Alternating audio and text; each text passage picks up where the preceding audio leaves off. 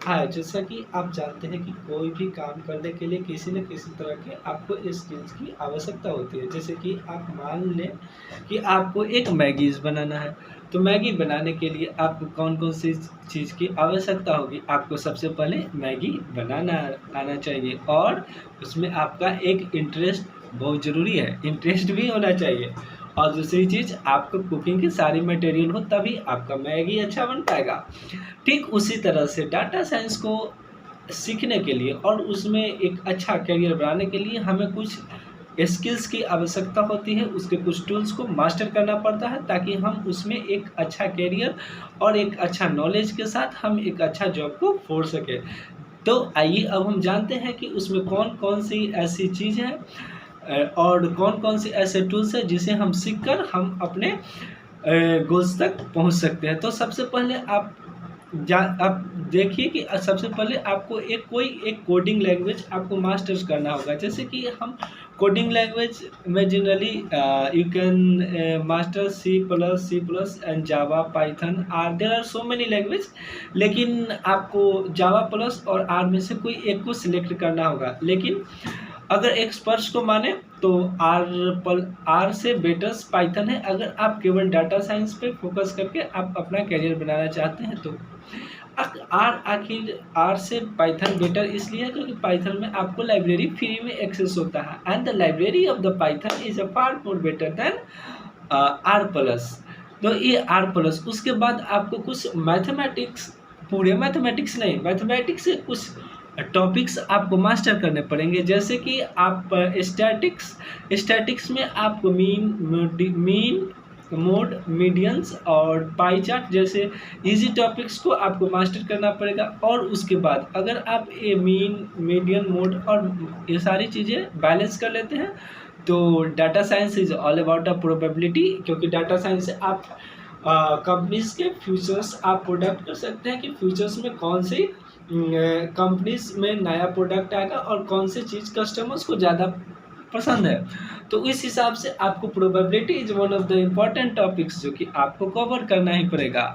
और important topic होते के साथ यह एक डाटा साइंस में बहुत ही इम्पोर्टेंट रोल प्ले करता है। तो सबसे पहले आपको प्रोबेबिलिटी पढ़ना होगा और प्रोबेबिलिटी के बाद अगर हम आगे मूव करें तो हमें एक डिफरेंशिएशंस और इंटीग्रेशंस, हमें डिफरेंशिएशन और इंटीग्रेशंस पूरी तरीके से मास्टर नहीं करना है जैसे हमने 12th में किया था या IIT JEE प्रिपरेशन के दौरान हमने उतना मास्टर किया था। या अगर आप दूसरे भी फील्ड में हैं तो नाम सुन के ना डरें, केवल आप थोड़े से प्रैक्टिस करना है, बेसिक्स नॉलेज लेके हमें आगे बढ़ना है। तो डिफरेंशिएशंस और इंटीग्रेशंस में आप 2 से मैक्स टू मैक्स आप 1 मंथ या 15 डेज देके आप इजीली मास्टर्स कर सकते हैं। आप डिफरेंशिएशन और इंटीग्रेशंस आप मास्टर कर लिए तो आप मैथमेटिक्स और कोडिंग लैंग्वेज को पूरी तरीक़ा से कवर कर चुके हैं। अब आगे मूव करते हैं। जब हम आगे मूव करेंगे तो हमें एक चीज़ मशीन लर्निंग को मास्टर करना पड़ेगा। तो मशीन लर्निंग को मास्टर करने के लिए आप यूट्यूब से वीडियोज़ देख सकते हैं या मशीन लर्निंग अभी प्लेटफॉर्म्स जहाँ से आप सीख सकते हैं। तो तीसरा टूल्स हमने क्या बताया, मशीन लर्निंग। और अगर आप डाटा के साथ काम करना चाहते हैं तो आपको कैलकुलेशंस वगैरह तो करना ही पड़ेगा। तो उसके लिए आपको MX एक्सेल का आना बहुत ज़रूरी है। तो अगर आप MX एक्सेल कर लेते हैं तो that is well and good. तो आप MX excels data so they are the important. और उसके अगर आप इतना इम्पोर्टेंट चीज़ें कर लें उसके बाद आप इंडस्ट्री के लिए एक आप कोशिश ये करें कि एक प्रोजेक्ट बनाएं जो कि आपका रियल लाइफ प्रॉब्लम को सॉल्व करे, क्योंकि आफ्टर फाइनल्स जब आप इंडस्ट्री में जाएंगे तो प्रोजेक्ट ही लेकर तो जाएंगे और आपका प्रोजेक्ट जितना बेटर होगा आपका जॉब मिलने की प्रोबेबिलिटी उतना ही ज़्यादा होगी। तो ये सारी चीज़ें स्किल्स आपको मास्टर करनी है। उसके बाद आपको मास्टर एक चीज़ क्या करना है, एसक्यूएल या माई एसक्यूएल। अब यहाँ आता है कि एसक्यूएल और माई एसक्यूएल में कौन सा चूज करें। तो अगर आप डाटा साइंस के लिए जा रहे हैं और तो एसक्यूएल इज़ अ बेटर। अब एसक्यूएल इज़ अ बेटर। उसके बाद पावर BI और पंडास जैसे भी टूल्स को आप मास्टर कर सकते हैं। तो ये है कुछ आपको टूल्स जो कि मास्टर्स करके आप डाटा साइंस में एक अच्छा करियर बना सकते हैं। और आगे चले और उसके बाद हम बताते हैं कि बहुत सारे लोग पूछते हैं कि डाटा साइंस में अगर हमें अच्छा एक करियर बनाना है तो कितना समय लगेगा, 4 साल, 5 साल या कुछ? तो नहीं, हमें डाटा साइंस में करियर बनाने के लिए as a beginner, as a freshers अगर हमें शुरू करना है तो आपको 6 से 12 अगर आप 4 से 5 घंटा हर रोज़ ठीक से मेहनत कर लेते हैं तो 4 से 12 घंटा that is enough to handle the courses. Handle आप 8 मंथ में आप एज ए फ्रेशर्स जॉब कर सकते हैं। और उसके बाद आप जैसे आप इंडस्ट्री में जाएँ तो उसके बाद भी आप कुछ चीज़ें को सीख सकते हैं और अपने आप को अपग्रेड करेंगे, क्योंकि टेक इंडस्ट्रीज़ में आप जितना ही अपग्रेड करेंगे उतना ही आपका सैलरीज बेटर होंगे।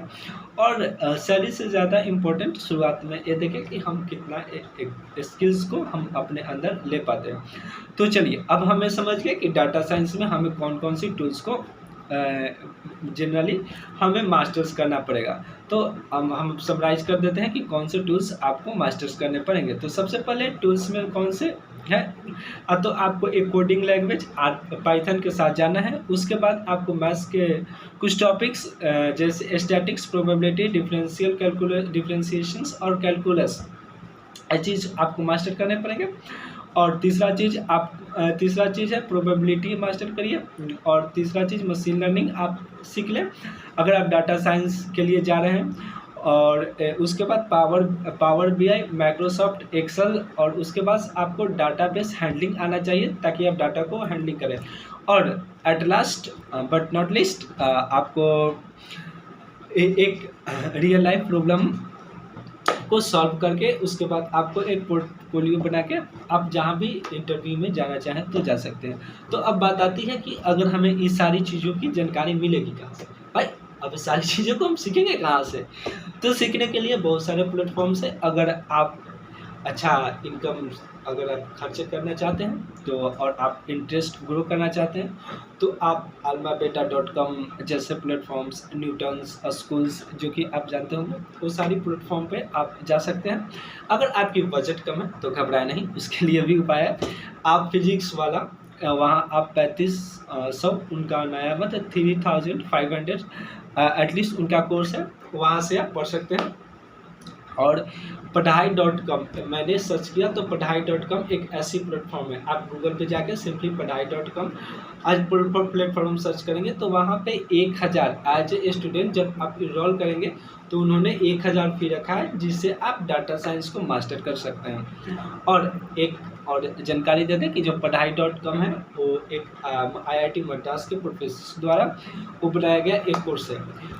तो ये हुआ कुछ जानकारी जहाँ से आप पढ़ सकते हैं। और बाकी आप जाने से पहले एक बार रिसर्च ज़रूर कर लें और अपना इंटरेस्ट को एक बार ज़रूर देख लें। और अगर आप इसमें बहुत अच्छा एक डिग्री लेना चाहते हैं तो इसके लिए IIT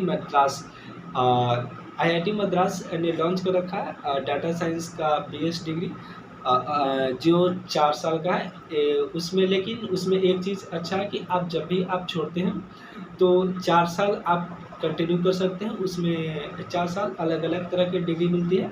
अगर आप 1 साल अगर आप करके छोड़ देते हैं तो आपको बेसिक डिग्रीज देते हैं। 2 साल करते हैं तो उससे कुछ एडवांस, और 3 साल अगर आप 4 साल करते हैं तो वो आपको पूरा एक सर्टिफाइड डिग्री देते हैं जो कि IIT मद्रास का होता है। और ऐसा मैंने लोगों से बात की जो कि वहाँ से IIT मद्रास के से BS डिग्री कर रहे हैं तो द लेक्चर वाज उन्होंने बहुत कोशिश की अच्छा बनाने का, लेकिन फिर भी द लेक्चर उतना मतलब कि एक तरह से ये नहीं है आप कह सकते हैं मतलब that is looking something boring. But चलिए अगर आप स्किल सीखना चाहते हैं और you want to become the career then you have to work hard and for your career so that अगर आप वहाँ से बनाना चाहते हैं तो आप IIT मद्रास द्वारा संचालित किया गया वहाँ से भी आप उस डिग्री को लेकर आप आगे बढ़ सकते हैं। तो ये हुआ जानकारी जहाँ से आप अपना ये सारे टूल्स को सीख सकते हैं। और उसके बाद अब टूल्स भी बना लिए, सारे स्किल्स भी सीख लिए, अब फाइनल बारी आती है जिसका हमें सबको इंतज़ार है, डेट इज़ इनकम्स कितने होंगे।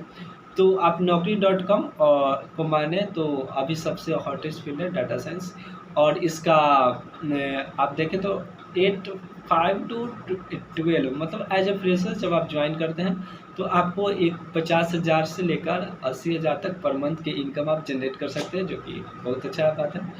आप अगर इसमें करियर बना के आप जनरेट करना चाहते हैं तो आप इतना आराम से 50,000 प्लस ही कमाएंगे, इससे कम नहीं अगर आपके पास स्किल हो तो।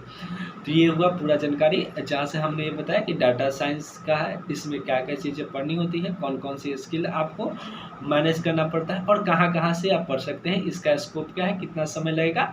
अगर लेकिन हम फाइनल में एक डिस्क्लेमर देना चाहते हैं कि अगर आप प्रॉब्लम को सॉल्व कर लेते हैं और इस फील्ड में उतरने के बाद आपका प्रॉब्लम सॉल्विंग एप्टीट्यूड है, आप प्रॉब्लम को कर लेते हैं और आप नया-नया चीज़ों को सीखने के लिए ईगर हैं, तो आप आइए और आप इसमें बहुत अच्छा करियर बना सकते हैं। लेकिन अगर आपको नया-नया प्रॉब्लम्स नहीं कर सकते हैं तो इसमें थोड़ा-सा आप अपने हिसाब से देखकर आप आ सकते हैं। बाकी टेक केयर, बाय बाय।